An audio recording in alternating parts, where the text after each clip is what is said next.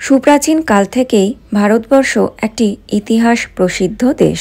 ক্রমে ক্রমে আমাদের এই ভারতবর্ষে বিজ্ঞান, প্রযুক্তি, শিল্পকলা, সাহিত্য, জ্যোতির্বিদ্যা ও দর্শন সমৃদ্ধি লাভ করে। ভারতবর্ষের মহারাষ্ট্রের প্রাণকেন্দ্রে অবস্থিত অজন্তা ইলোরার গুহাগুলি প্রাচীন ভারতবর্ষের শৈল্পিক ও আধ্যাত্মিকতার চিত্র আমাদের সামনে তুলে ধরে। ইউনেস্কোর বিশ্ব ঐতিহ্যবাহী স্থান হিসেবে এই গুহাগুলি মনোনীত হয় এবং যুগ যুগ ধরে ভ্রমণ পিপাসুদের আকৃষ্ট করে। আজ তোমাদেরকে আমি ঘুরে দেখাবো ইলোরা, অজন্তা এবং ঔরঙ্গাবাদের গুহাসমূহ। চলো তাহলে আর দেরি না করে ভিডিওটা ঝটপট শুরু করে ফেলি। আমি এটুকু কথা দিতে পারি, আজকের ভিডিওটা তোমাদের খুবই ভালো লাগবে। আর হ্যাঁ, যদি বলার ক্ষেত্রে আমার কোনো ত্রুটি হয়ে থাকে অবশ্যই সেটা সংশোধন করে আমাকে কমেন্টে জানিও, কেমন? তাহলে আর দেরি না করে শুরু করছি আজকের ভিডিও, যে ভিডিওতে থাকছে ইলোরা, অজন্তা এবং ঔরঙ্গাবাদের গুহাগুলির একটি ছোট্ট ভ্রমণ কাহিনী। 3টি জায়গা আমি 3 দিনে ঘুরেছি, কিন্তু একসঙ্গে তোমাদেরকে দেখাচ্ছি যাতে তোমাদেরও বুঝতে সুবিধে হয় এবং আমারও বলতে অনেকটা সহজ হয়। তাহলে শুরু করা যাক। Hi everyone, good morning. এখন ঘড়িতে বাজে সকাল 6টা। তো আমরা ফ্রেশ হয়ে গেছি। এবার আন্টি চা বানিয়েছেন, চা খেয়ে নেবো, তারপর আজকে যাব ইলোরা। সৌরভ রেডি। সৌরভ পরেছে পাঞ্জাবি, আমি পরেছি শাড়ি। এটা আমার ফাইনাল লুক। একটা ডোকরার নেক পিস পরেছি আর এই যে একটা হ্যান্ডলুম শাড়ি। খুব ঠান্ডা লাগছে, বুঝতে পারিনি আগে থেকে যে এত ঠান্ডা লাগবে। কায়দা করে চলে এসেছিলাম এরকম পাতলা চাদর ঢাকা নিয়ে। এখন শীত করছে, ওই জন্য রাস্তায় বেশি ভিডিও করতে পারছি না।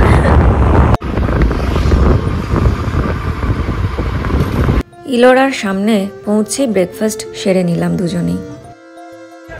এখন টিকিট কাটতে চলে এসেছি। সৌরভ গেছে টিকিট কাটতে। অবশেষে অনেক দিনের ইচ্ছে পূরণ হলো। কবে থেকে ভাবি আসবো, অজন্তা ইলোরা ঘুরতে আসার ভীষণ ইচ্ছে। তো আজকে ইলোরা দর্শন হয়ে যাবে। তোমাদেরকে সামনেটা একটু দেখাই। ওই দেখো সামনে ওই পাহাড়টা, ওটার উপরে যেতে হবে মনে হয় আর কি। তো এই পাশ দিয়ে রাস্তা, এই পাশ দিয়ে গিয়ে চলে যাব। বসন্ত এখানে পুরোপুরি চলে এসেছে, অনেকটাই এগিয়ে এখানকার ওয়েদার। কিন্তু এখানে সানরাইজ অনেক দেরিতে হয়, 7টার সময় আজকে হলো। এটা আমি একটা রাখি টিকিট। তোমরা হয়তো অনেকেই জানো, তাও তোমাদেরকে বলে রাখি, ইলোরার গুহা মন্দিরগুলি কালাচুরি, চালুক্য ও রাষ্ট্রকূট শাসন আমলে তৈরি হিন্দু, বৌদ্ধ ও জৈন মন্দিরের জন্য বিখ্যাত। 5ম থেকে 11তম শতাব্দীর মধ্যে এগুলি স্থাপিত হয়। এখানে বৌদ্ধ ধর্মের 12টি, হিন্দু ধর্মের 17টি এবং জৈন ধর্মের 5টি মন্দির রয়েছে। ইলোরাতে গুহা সংখ্যা মোট 34টি। চলো তাহলে ঘুরে দেখা যাক। এইটা হচ্ছে লোকেশন প্ল্যান ইলোরা কেভসের। এদেরকে দেখে আমার খুব ভয় লাগছে কিন্তু। তো এইদিকে আছে 1 থেকে 15 নম্বর গুহা। তো সেইটা আমরা প্রথমে দেখে আসবো, তবে আসবো এই 16 নম্বর দেখতে। এখানে ওপরে ওপরে সব আরও দেখার জিনিস আছে, অনেক গুহা আছে। তো শাড়ি পরে এসেছি, তো এটাই ভাবছি যতটা উঁচুতে উঠতে পারবো কিনা, কিন্তু উঠতে পারবো। এখন যেমন নিচে নামছি। 1 নম্বর গুহা এটা।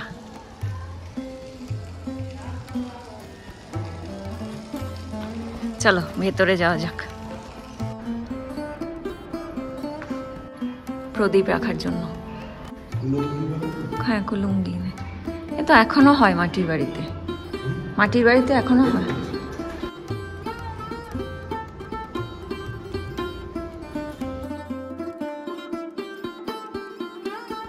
তো চলো এবার 2 নম্বরে যাই। 2 নম্বর কেভ হচ্ছে বুদ্ধিস্ট মনাস্ট্রি।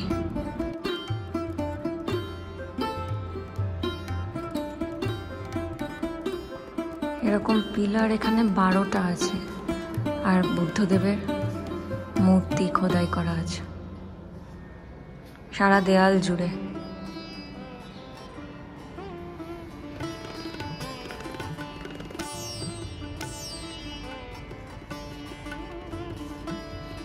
ওটার ভেতরে আবার গুহা আছে, দেখ।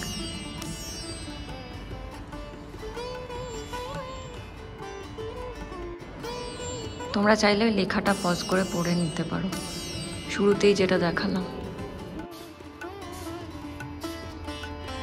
আর মাঝখানে ওই বিশাল দরজা। তখনকার মানুষের উচ্চতাও নিশ্চয়ই অনেক বেশি হতো, নাহলে অত বড় বড় দরজা।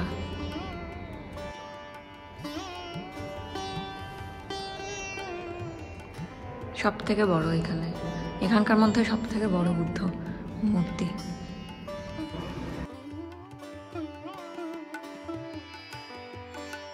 এই জলটা উপর থেকে আসছে, বর্ষাকালে ওটা ফ্লোটা আরো বেশি থাকে। এটা 3 নম্বর গুহা। হ্যাঁ, হাত মাথা দুটোই ভেঙে গেছে।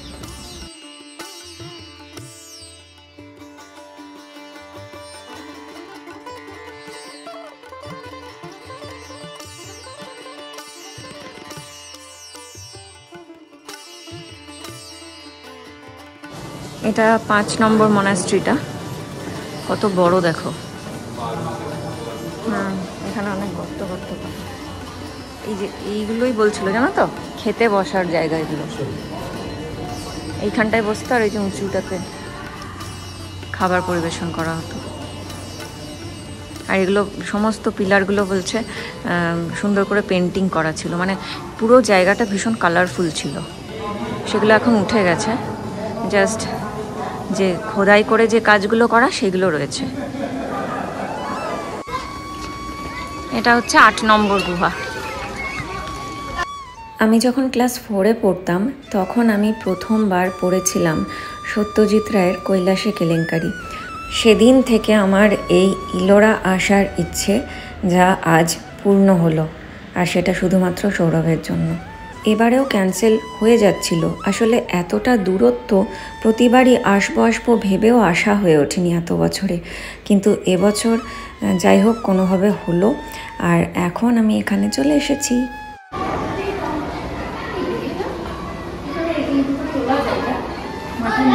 যাওয়ার কোনো ব্যবস্থা নেই, এই হাত দিয়ে তোলা যায়, পাথরটা কাটা রয়েছে। जो नॉर्थ में जो मतलब सिकर वाले दोनों के तो मतलब गोपुरम नागर से ले दोनों खेली जो 10 कार से कार से हो हम वो ये जाना है आप अंदर जाने ওনারা গাইড নিয়েছেন, গাইড বোঝাচ্ছেন। এটা দেখো, ভেতরটা দেখো একবার, কি সুন্দর আর কি বিশাল।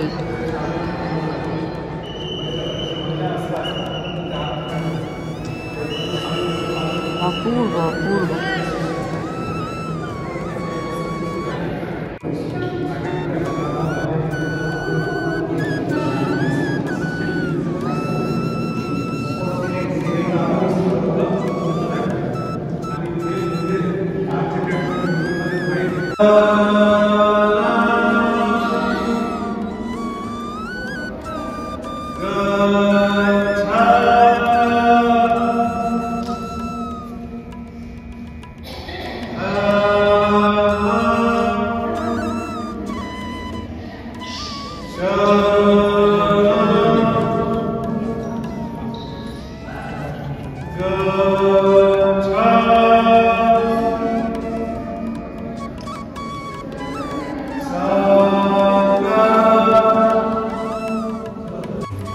এই এক একটা গুহা হচ্ছে মেডিটেশনের জন্য।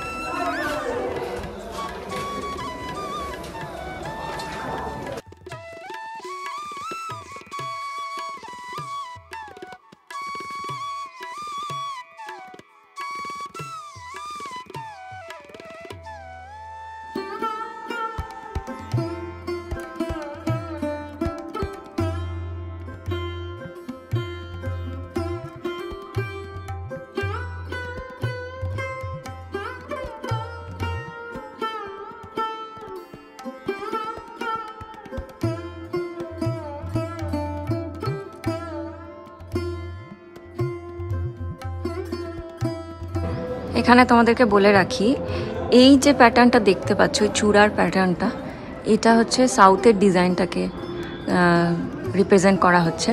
আর এই দিকে যে চূড়াটা রয়েছে ওই যে মাথায়, এটা নর্থে মন্দিরের প্যাটার্ন যেমন হয় সেরকম। তার মানে এইটা নর্থ আর ওটা সাউথ, দুটো ডিজাইনকেই এখানে দেখানো হয়েছে। এগুলো থাকার ব্যবস্থা ছিল নাকি? দেখে সেরকমই লাগছে।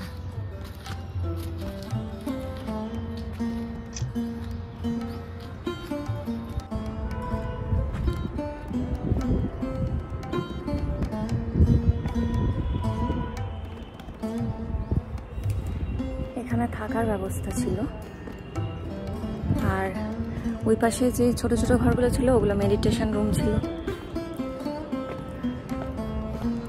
তো এখানে ওই জন্য একসঙ্গে দেখো অনেকগুলো করা আছে, পরপর পরপর অনেকগুলো ঘর একসাথে রয়েছে। তখনকার দিনের 3 তলা বিল্ডিং।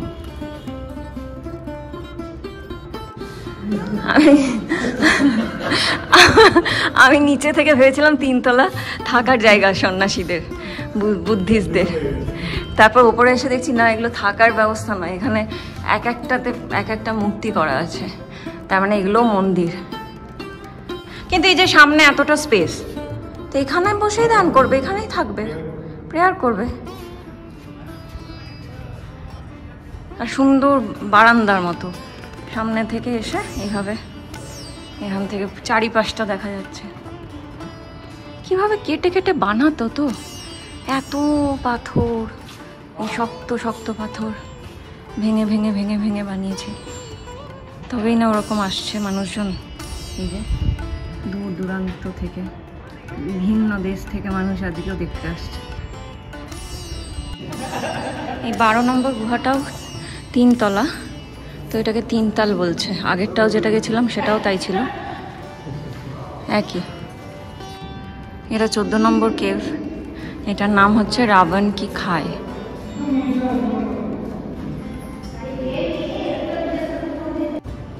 এই মূর্তিটা দেখো মা দুর্গার, ভেঙে গেছে। এই যে সিংহ আর এই যে মহিষাসুর, আর হাতে ত্রিশূল ছিল, ভেঙে গেছে।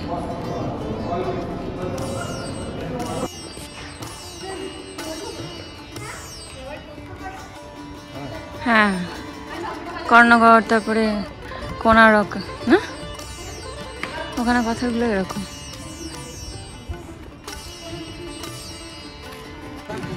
এই হচ্ছে যার জন্য আসা কৈলাস টেম্পল।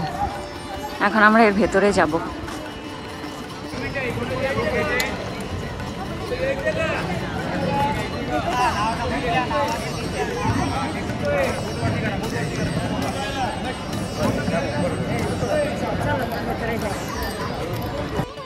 এই কৈলাস মন্দিরটি একটি মাত্র শিলাখণ্ড থেকে খোদাই করে নির্মিত।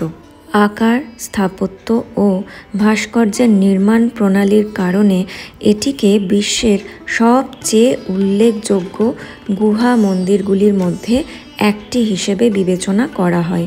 এই 16তম গুহা বা কৈলাস মন্দির হল 34টি বৌদ্ধ, জৈন এবং হিন্দু গুহা মন্দিরগুলির মধ্যে সবচেয়ে বড়। কৈলাস মন্দির সম্পর্কে যে তথ্য দেওয়া আছে তা আমি এখানে দিয়ে রাখলাম, তোমরা চাইলে পজ করে একটু পড়ে নিতে পারো।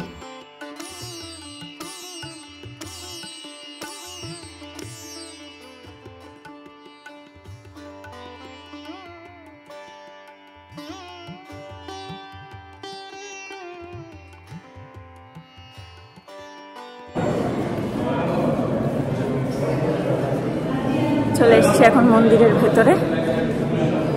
এখানে আলো দেওয়া আছে, নাহলে এতটাই অন্ধকার যে মন্দিরের দেয়ালে যা যা কাজ আছে সেগুলো বোঝা যাবে না।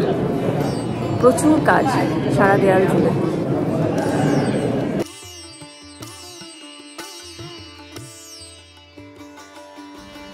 আমরা খুব কাছ থেকে দর্শন করার সুযোগ পেয়েছি, কারণ সেই সময় সকলকে একবার ভেতরে যেতে দেওয়া হচ্ছিল, নয়তো সবাইকে দূর থেকেই দেখতে হয়।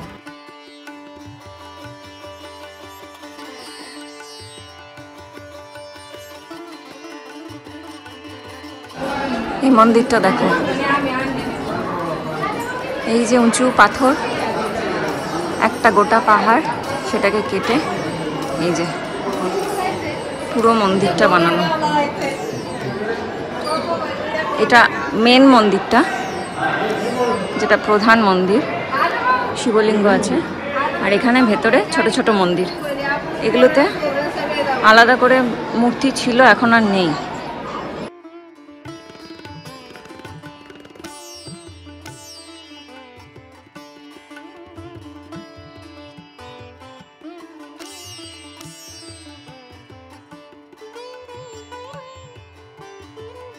এ দেখো, এটা নিচে এইভাবে পাহাড়টা উঠে যাচ্ছে।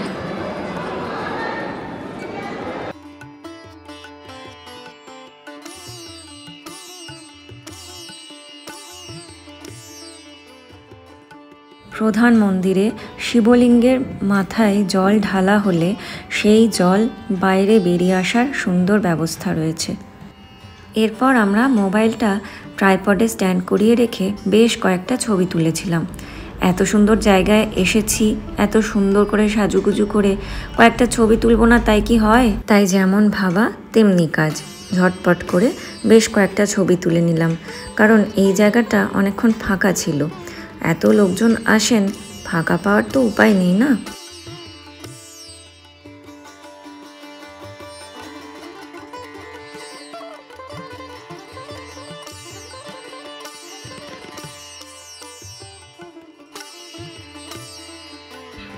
মহাদেবের সামনেই রয়েছে নন্দী মহারাজের মূর্তি। এটি অনেকটাই ভেঙে গেছে। চলো তোমাদেরকে এবার মন্দিরের বাইরের চারিপাশটা একটু ঘুরে দেখাই। সেখানেও কিন্তু যথেষ্ট দেখার জিনিস রয়েছে।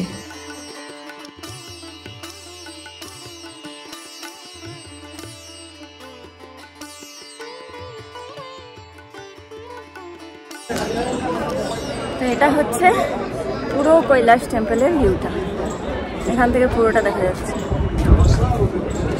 কি সুন্দর হাওয়া।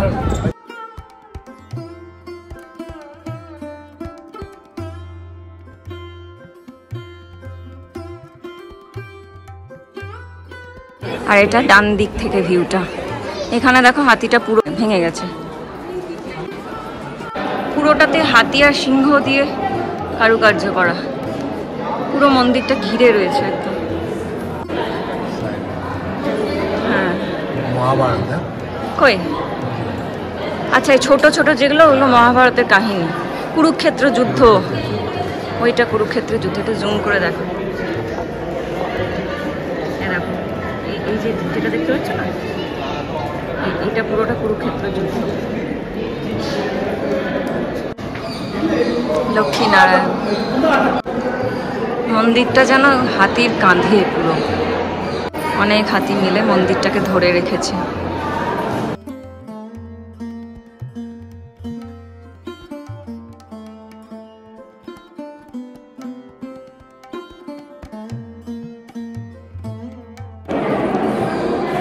কেমন লাগলো?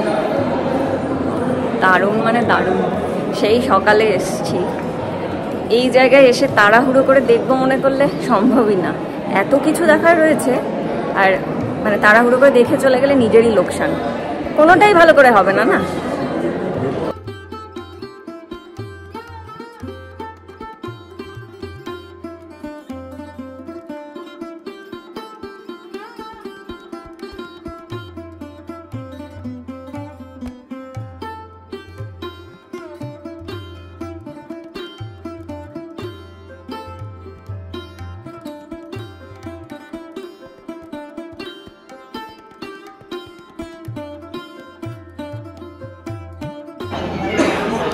ওই দিক থেকে দেখিয়েছিলাম তোমাদের কুরুক্ষেত্রের যুদ্ধ, আর এদিকে আছে রামায়ণ। ওই তো লঙ্কায় গেছে হনুমান, বানর সেনা। হ্যাঁ, সেতু বানাচ্ছে ওখানে, পাথরগুলো মাথায় করে বইছে।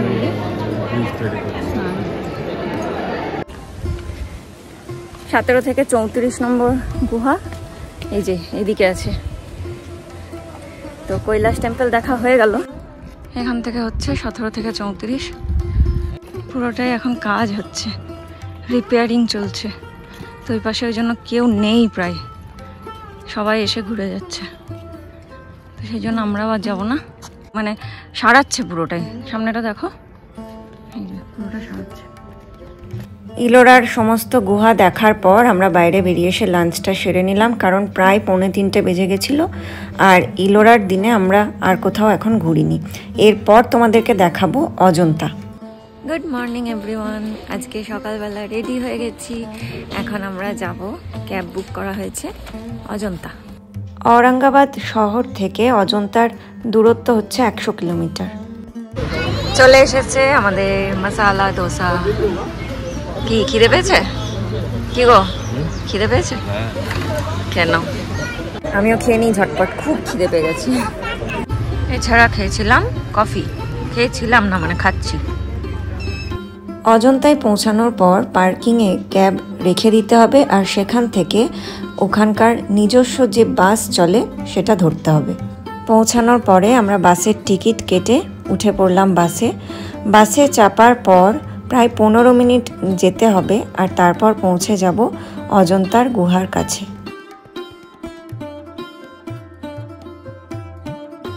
বাসে থেকে নেমে পড়ে চলে এসেছি এখানে। এসে এখন টিকিট কাটতে হবে ভেতরে যাওয়ার। তা এখনই এত রোদ লাগছে, আসলে অনেকটা বেলা হয়ে গেছে এতটা আসতে। এটা হচ্ছে এন্ট্রেন্স, আর ওই যে দূরে বাসগুলো দাঁড়িয়ে। অজন্তার গুহাগুলি হল ভারতের মহারাষ্ট্রের ঔরঙ্গাবাদ জেলার গভীর খাড়া গিরিখাতের পাথর কেটে খোদাই করা প্রায় 30টি গুহা স্তম্ভ। এগুলো খ্রিস্টপূর্ব 2রা শতাব্দী থেকে খ্রিস্টীয় 7ম শতাব্দীর মধ্যে নির্মিত হয়েছিল বলে ধারণা করা হয়। এগুলোতে পাওয়া ছবি ও ভাস্কর্য তৎকালীন বৌদ্ধ ধর্মীয় শিল্পের উৎকৃষ্ট নিদর্শন। অজন্তার দেওয়ালের চিত্রগুলিতে বুদ্ধদেবের জীবনের বিভিন্ন পর্যায়ের কাহিনী বর্ণিত হয়েছে। ফ্রেস্কো ধাঁচের এই দেওয়াল চিত্রগুলোর জীবন্ত রূপ এবং এগুলোতে নানা রঙের সমৃদ্ধ ও সূক্ষ্ম প্রয়োগ এগুলোকে ভারতের বৌদ্ধ চিত্রশিল্পের সর্বোৎকৃষ্ট নিদর্শনে পরিণত করেছে। গুহাগুলো মহারাষ্ট্রের ঔরঙ্গাবাদ জেলার জলগাঁও রেল স্টেশনের কাছে আজিন্তা বা অজন্তা গ্রামের প্রান্তে অবস্থিত। 1983 সাল থেকে এই স্থানটি একটি ইউনেস্কো ওয়ার্ল্ড হেরিটেজ সাইট। এই তথ্যগুলি আমি উইকিপিডিয়া থেকে পেয়েছি। তাহলে চলো তোমাদের এবার সবটা ঘুরে দেখাই।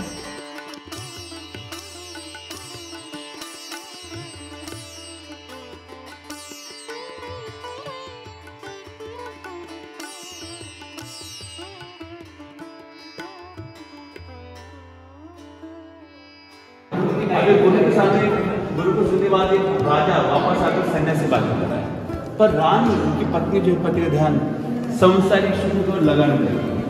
She trying her best now in her last herself, but ये ध्यान संसारिक सुख क्या से होता है? पेंटिंग में कितना এটা কেভ 2 নম্বর কেভ।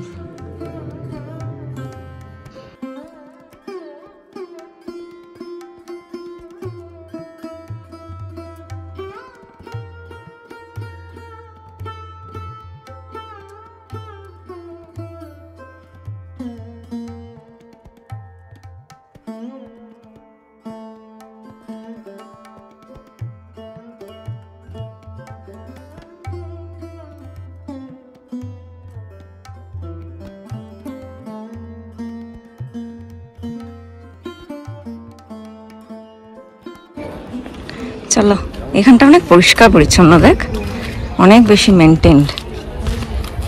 নিচে একটা ব্রিজ আছে, তার মানে এখানে ওয়াটারফল নামে বর্ষাকালে, ওটা নদী মনে হয়, ওয়াটারফল। এটা আমরা দোতলায় আছি, দোতলা বানিয়েছে, গুহার আবার দোতলা পাথরের।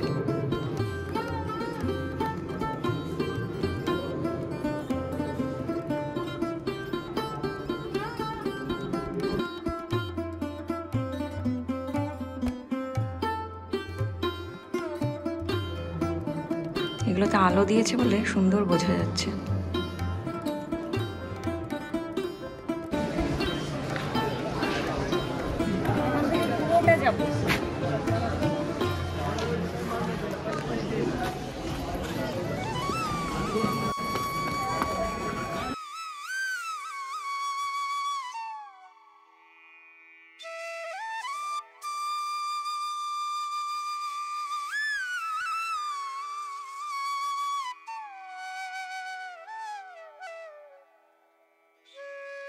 এখন আমরা যেই গুহাটায় যাব 10 নম্বর, এটা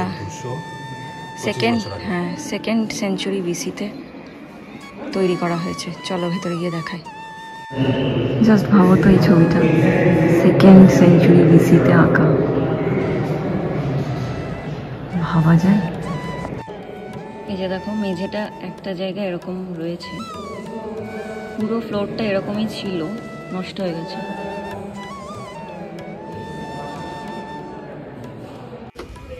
এখানে দুপাশে দুটো হাতি আছে।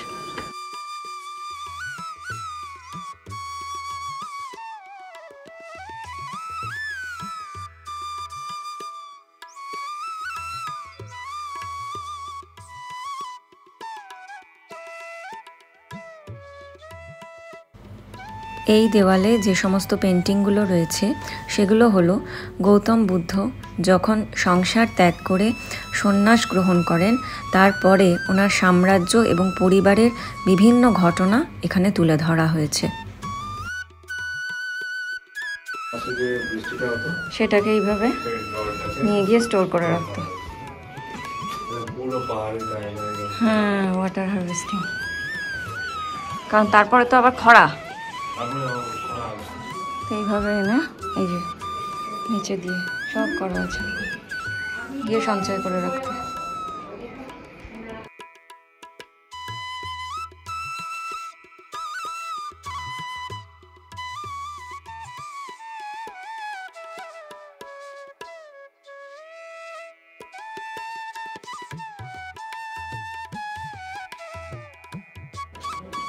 ওইখান থেকে দেখতে দেখতে এলাম, সব কমপ্লিট। এখন আর কয়েকটা হলেই হয়ে যাবে, নিচে পড়লেই শেষ। ওইটা লাস্ট, পুরো ভিউটা এখান থেকে দেখা যাচ্ছে।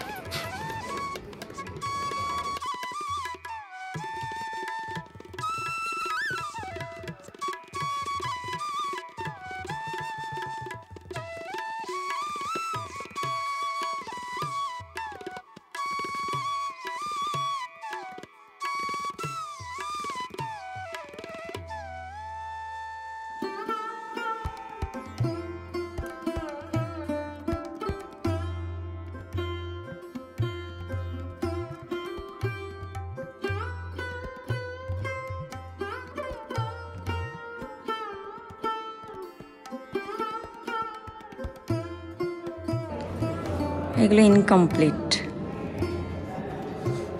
এবড়ো খেবড়ো হয়ে আছে। নেপো কিডসরা বানিয়েছে এগুলো, মিস্ত্রিদের যারা নেপো কিডস ছিল। ঠিকঠাক করে ফিনিশিংটা করতে পারেনি, ওই জন্য। এগুলো হয়তো ছোট ছোট প্যাসেজের মতো, তো রুম টাইপের কিছু ছিল। এই যে এটাকে ইনকমপ্লিট মনাস্ট্রি বলছে, কেভ 24। এটা কি লাস্ট? কি রে? হ্যাঁ, এরপর তো বন্ধ। তাহলে স্লিপিং বুদ্ধা কোথায়?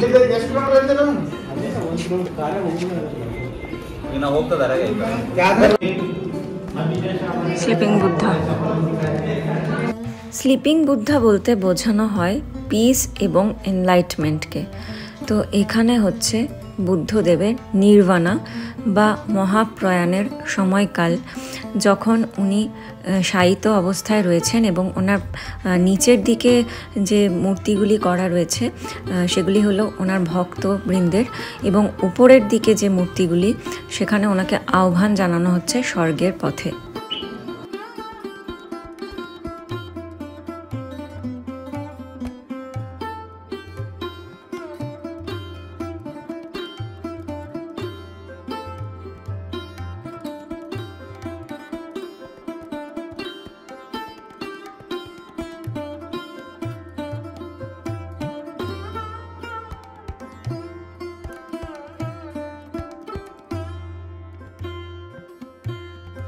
তো আমাদের অজন্তার গুহাচিত্র দেখা সম্পন্ন হলো।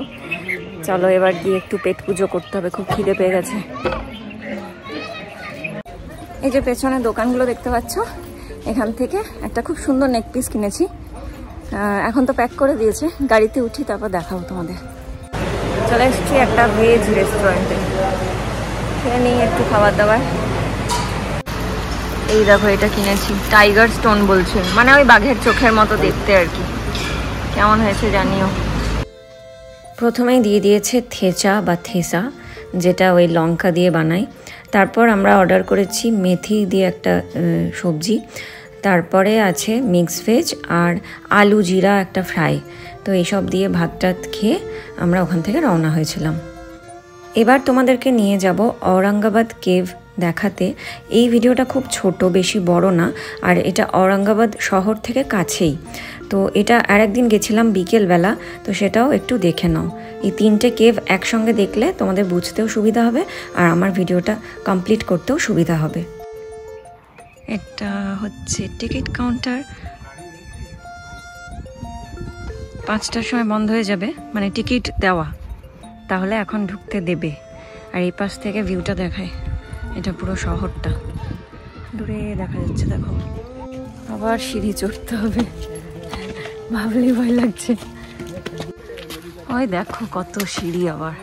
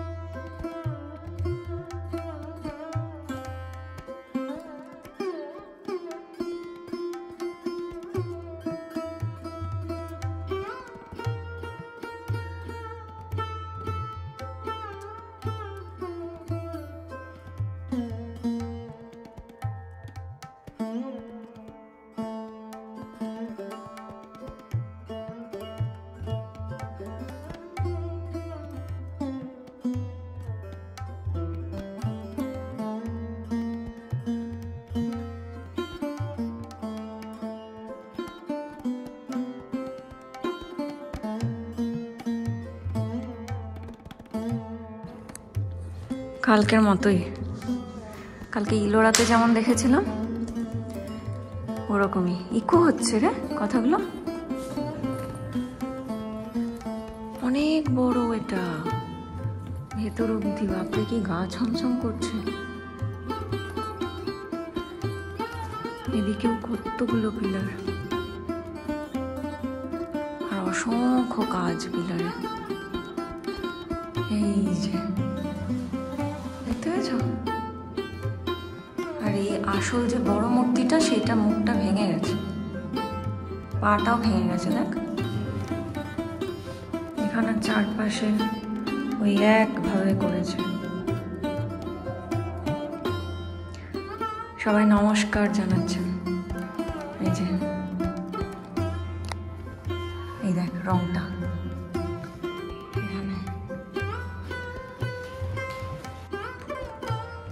এখানে কথাগুলো ইকো হচ্ছে, মানে কালকেও হচ্ছিল যেমন ইলোরাতে।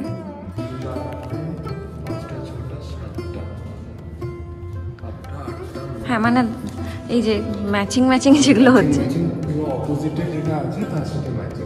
ও তাই তো, মানে এই পিলারটার সাথে ওইটা সেম, সামনে দুটো পাশাপাশি সেম। ওটা বোঝা যাচ্ছে না এখন। হ্যাঁ তাই তো, তাই তো, ওই দুটো সেম। আবার এটা আর এটা সেম, এটা আর এটা। এই চারটে কর্নারটা ঠিকই তাই। কি সুন্দর না, যেমন তেমন নয়, সেই এত মানে খুঁটিয়ে এই জন্যই দেখতে হয়, দেখার আছেও।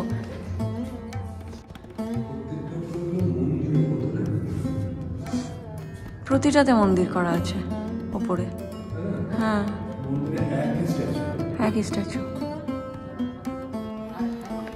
ওটা ইস্ট, এই কোণাটা ইস্ট, হুম মানে সূর্যোদয়টা এই মন্দিরটা যেখানে আছে হুম ওর এই পার্ট, মানে ওই পার্টটা পাশ দিয়ে সূর্যোদয়টা হবে। হুম, তো সারা দিন ধরে এখানে আলোটা পড়বে। আলোটা এখানটা দিয়ে ঢুকবে।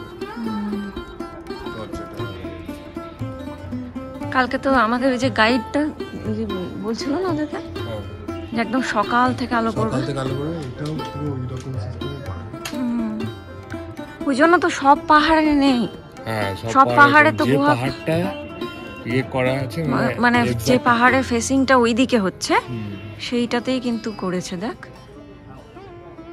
দারুণ, সব কিছুর পেছনে একটা সাইন্টিফিক রিজন আছে না। এটা হচ্ছে কেভ নাম্বার 5। অবশেষে শতাব্দী প্রাচীন অজন্তা, ইলোরা এবং ঔরঙ্গাবাদের গুহাসমূহ দেখা সম্পন্ন হলো এবং আমার সেই ছোটবেলার ইচ্ছে পূরণ হলো। তো ভিডিওটা এখানেই শেষ করছি। ধৈর্য ধরে এতক্ষণ অবধি যারা দেখেছো তাদেরকে অসংখ্য ধন্যবাদ।